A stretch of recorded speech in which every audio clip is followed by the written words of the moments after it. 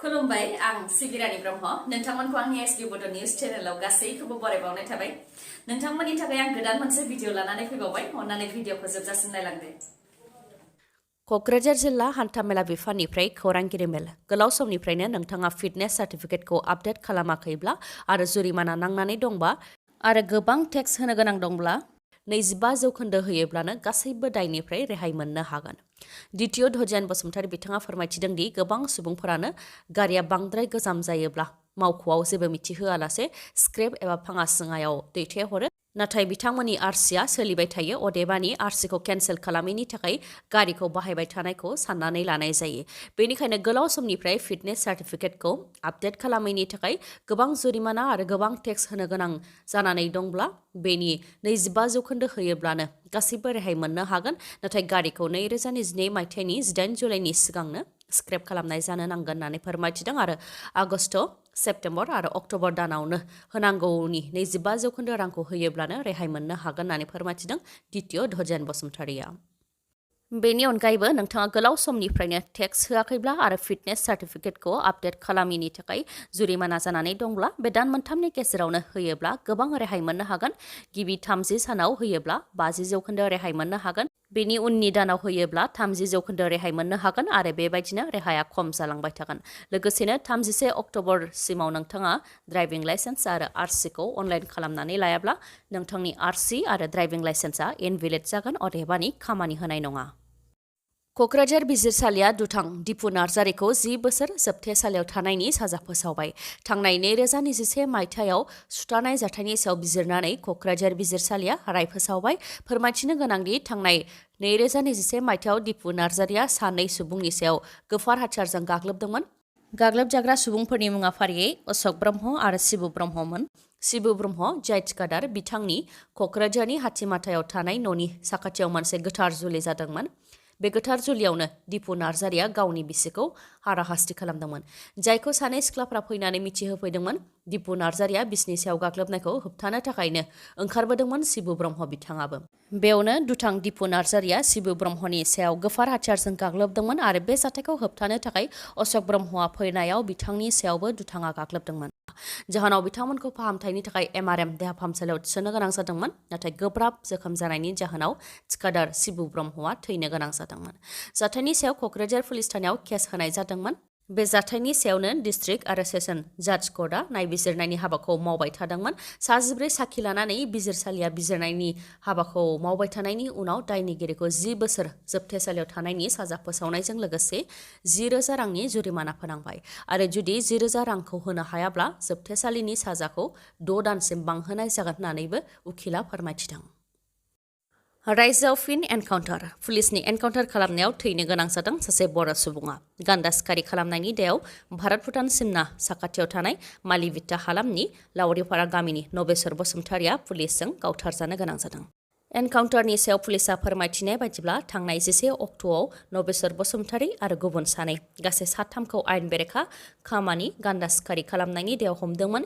बेनि उनावनो हाग्रायाव सिलाइ दोनखुमानाय दं होननानै सिलाइखौ लायनो थाखाय नबेसर बसुमतारीखौ चिरां जिल्लानि मालिभिटा हालामनि थाख्लाय दै सेराव लानानै थांनाय जादोंमोन। बेयावनो पुलिसनि सायाव नबेसर बसुमतारीया गाग्लोबदों जायनि थाखाय पुलिसा नबेसर बसुमतारीनि सायाव गुलि गावनो गोनां जादों होननानै फोरमायथिदों आसाम पुलिसनिफ्राय। नाथाय नबेसर बसुमतारीया पुलिसनि सायाव गाग्लोबनायनि थाखायनो आसाम पुलिसा नबेसर बसुमतारीखौ गावथारनो गोनां जादों होननानै आसाम पुलिसा जाथायनि सायाव जि फिननाय होदों बियो दि नंखाय जानो हागौ बेखौ बर' रायजो राजाफ्रा आरोबाव बुजिनो आद्रा गैला। मानोना मोनफ्रोमबो एनकाउन्टारनि उनाव आसाम पुलिसा बे एखे जाहोनखौनो गोलाव सम बा गोलाव बोसोरनिफ्रायनो होबोदों। नबेसर बसुमतारीखौ एनकाउन्टार खालामनायखौ गनायनानै लायाखै दुलाराय बर' फरायसा आफादनिफ्रायबो। हरनि 2-3 रिंगासोआव नबेसर बसुमतारीखौ आखायाव हेन्डकाफ गानहोनानै गोख्रों रैखाथि हान्जाखौ लानानै थांनायाव नबेसर बसुमतारीया माबोरै पुलिसनि सायाव गाग्लोबनो मोनखो आरो बियो गनायथाव नङा होननानैबो बुंथिदों एबसुनिफ्राय फोरमायथिदों दि थांनाय 11 अक्ट'आव गान्दा सिखारिनि दायाव 3खौ हाग्रा बिफाना हमदोंमोन आरो बिसोर 3खौ उनाव आसाम पुलिसा हाग्रा बिफाननिफ्राय गावसिनि आखायाव लानानै थांदोंमोन। बेनि उनाव मोनायाव नबेसर बसुमतारीखौ एनकाउन्टारनि मुङाव गावथारहैदों, जायखौ लानानै रायजो राजाफ्रा दुखु मोनदों आरो सोमखिखांदों होननानै फोरमायथिदों दुलाराय बर' फरायसा आफादनिफ्राय। गान्दा सिखारि, मै सिखारि एबा दंफां सिखारि बायदिखौ आयेन बायदियै साजा होनो नांगौ, नाथाय दायनिगिरिखौ एनकाउन्टार खालामनांगौ बे नङा आरो जायनि दैदेननायाव एनकाउन्टार जादों बेनि सायावबो आयेननि राहा लानो नांगौ होननानै बुंथियो आरो एनकाउन्टारनि सायाव गोजौ थाखोनि नायबिजिरनाय जानांगौनि थाखाय बिटिसि सोरखार आरो आसाम सोरखारनिसिमबो खावलायहरो एबसुनिफ्राय।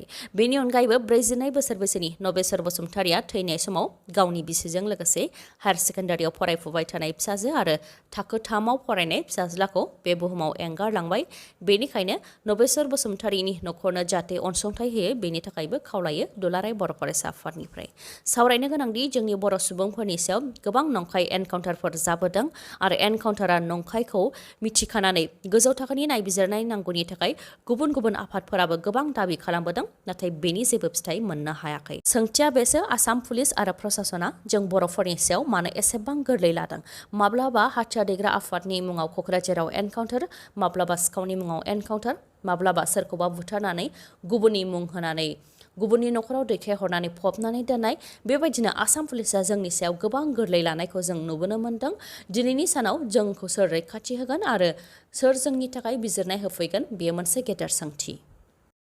साइकेल खावनायनि दायाव हमजादों 12 बर' सुबुं। बाक्सानि सालबारि पुलिसा रायजो राजानि मददजों हमनो हादों 12 साइकेल सिखाव। मुंफोरा फारियै 20 बोसोर बैसोनि उमेश बसुमतारी, 23 बोसोर बैसोनि अमलेन बसुमतारी, 15 बोसोर बैसोनि सचिन दैमारी, 15 बोसोर बैसोनि दयासा बर' आरो 20 बोसोर बैसोनि प्रमद दैमारी। 12 सिखावफोरखौ जोबथेसालियाव दैथायहरनाय जाबाय। फोरमायथिनाय बायदिब्ला बाक्सानि दाब दाब जायगानिफ्राय बिसोर 12 साइकेल खावबोगासिनो दंमोन। दिनै 15 आगस्ट भारतनि 77थि उदांस्रि सान। दिनैनि सानाव माखासे पुलिस बिबानगिरिफोरनो मान बावनाय जागोन। पुलिस मेडेल फर गेलेन्ट्रिनि थाखाय 7 पुलिसा सायख'जादों। 7 मादाव सासे बर' साब इन्सपेक्टर मुङा मोब्लिक ब्रह्म आरो गुबुन सास्निनि मुङा फारियै डिपुटि एसपि प्रकाश मेधि, साब इन्सपेक्टर रितु ज्योति नाथ, कनस्टेबल जयकिरी तेरन, साब इन्सपेक्टर लाटुक दास, एडिशनेल एसपि प्रकाश सनवाल, कनस्टेबल सेमसन टारो आरो कनस्टेबल नवज्योति रय। बेनि अनगायैबो पुलिस मेडेल फर मेरिटरियास सार्भिसनि थाखाय 13 सायख'जादों। बेनि मादाव SP Rajen Singh, deputy SP Satish Kumar, साब इन्सपेक्टर राजकुमार सिंह, एसिस्टेन्ट साब इन्सपेक्टर मनोरन्जन काकति, हाविलदार देवेन चन्द्र बरा आरो माखासे गासै 13 पुलिस मेडेल फर मेरिटरियास सार्भिसनि थाखाय सायख'जादों। दाबसे जायगानिफ्रायनो बिमा आरो फिसाजोनि गोथै देहा मोननो हादों। रायजोआव जादों बे जाथाया रङियानि शिब थानसालिनि साखाथिनि न'आवनो मोननो हादों फिसाजो कनिका आगरवाल आरो बिमा पिनु आगरवालनि गोथै देहाखौ। फिसाजो कनिका आगरवाला हायार सेकेन्डारियाव फरायफुबाय थानाय फरायसामोन। बिमा आरो फिसा सानैनि गोथै देहाखौ गंसे न'निफ्रायनो मोननाय समाव बिफा प्रबिन आगरवाला खारनानै दंमोन। दा नगाव जिल्लानिफ्राय चापारमक पुलिसा प्रबिन आगरवालखौ हमनो मोनबाय। सोंनाय फिननाय लानायाव प्रबिन आगरवाला फोरमायथिनाय बायदिब्ला बिसि पिनु आगरवाल आरो फिसाजो कनिका आगरवाला बिस लोंनानै गावनि जिउखौ फोजोबनानै लादों आरो गावबो फासि नांनानै थैनो नाजादोंमोन, नाथाय जिउ रैखा मोननो हादों होननानै सिमान लादों प्रबिन आगरवाला। ओजोंहाय पुलिसा जाथायखौ गुबुन नोजोरै नायदों।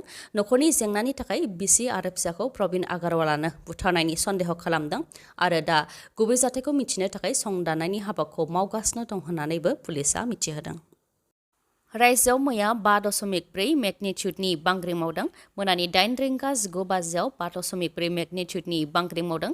बांग्रिं मावनायनि मिरुआ मेघालयनि चेरापुन्जियाव आरो 16 किल'मिटार गोथौआव बांग्रिंआ मावदों। 5.4 मेगनिट्युडनि बांग्रिं मावनायजों सा सानजा भारतजों लोगोसे बांलादेश हादरावबो सोमावग्लुंदों।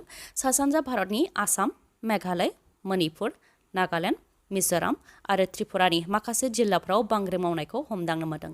मोनानि समाव फैनाय बांग्रिंआ आसामजों लोगोसे गुबुन रायजोनि जिल्लाफोराव सोमावग्लुंदोंब्लाबो धोन सम्पति जेबो खहा जानायनि खौरां मोननाय जायाखै आरो रावबो सुबुङा जोखोम जानायखौबो मिथिनो मोननाय जायाखै। उदांस्रि सानजों लोब्बा लाखिनानै मानिकपुर अट' हन्डा श'रुमा नोंथांमोननि थाखाय बाम्पार अफार लानानै फैदों।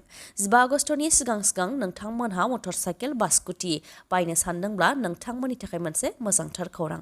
मानोना मानिपुर पुलिस थानानि खाथियाव थानाय आरो इन्डियान अइल पेट्रल पाम्पनि उल्था दिगाव थानाय मानास अट' हन्डा श'रुमा नोंथांमोननि थाखाय मोजां अफार लानानै फैदों। अफारफोरा जाहैबाय जायखिजाया मटर साइकेल बा स्कुटि बायोब्ला बेसेन नाङालासे गारिनि टेंकि आबुं जाजासे थाव मोननो हानायजों लोगोसे बेसेन नाङालासे सिट कभारबो मोननो हागोन आरो बेसेन नाङालासे गंनै हेलमेटबो मोननो हागोन। बेफोरनि अनगायैबो जायखिजाया कम्पानिनि गोजाम मटर साइकेल बा स्कुटिखौ सोलायनानै गोदान मटर साइकेल बा स्कुटिखौ नोंथाङा लाबोनो हागोन। हम डिलिभारिनिबो राहा दं आरो खम रां होग्रोनानैनो फाइनान्सआव गारिखौ मोननो हानायनिबो राहा दं। नोंथांनाबो गोदान मटर साइकेल बा स्कुटि बायनायनि थांखि दंब्ला नोंथाङा गोख्रैनो मानिकपुर अट' हन्डा श'रुमनिफ्राय बायनानै लानो हागोन मानोना बे अफारा 15 आगस्ट भारतनि उदांस्रि सानसिमल' थागोन। माबाफोर मिथिबावनो लुबैयोबा 7006012555 नङाब्ला 9101272776 बे नाम्बाराव कल हरनानै सावरायहरनो हागोन। दिनैनि भिडिअ'आ एसेनोसै। गाबोन आरो गोदान भिडिअ'जों लोगो मोनफिनबावगोन। नोंथाङा दासिमबो आंनि चेनेलखौ साबस्क्राइब खालामाखैबा अन्नानै साबस्क्राइब खालामदो, लोगोसे लाइक, कमेन्ट आरो शेयार खालामनो दाबाव। गोजोन्थों।